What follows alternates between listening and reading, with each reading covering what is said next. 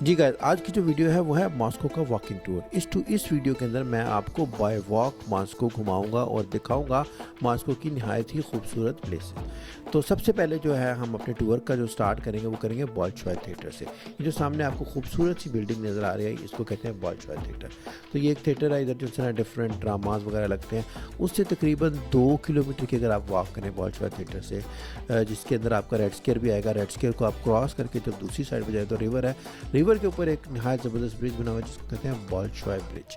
तो बॉल्शॉय ब्रिज से और बॉल्शॉय थिएटर के दरमियान में तकरीबन 2 किलोमीटर का फासला होगा। नहायत ज़बरदस्त और ख़ूबसूरत प्लेस है। जब आप उससे बॉल्शॉय ब्रिज से वापस आते हैं तो रास्ते में आपको ये खूबसूरत सी जो सी ना बिल्डिंग नज़र आएगी, Saint Basil Cathedral. Saint Basil Cathedral के बारे में मैंने जो है ना वो एक अलग से वीडियो बनाई हुई है, ये बहुत ज़्यादा इंपॉर्टेंट है।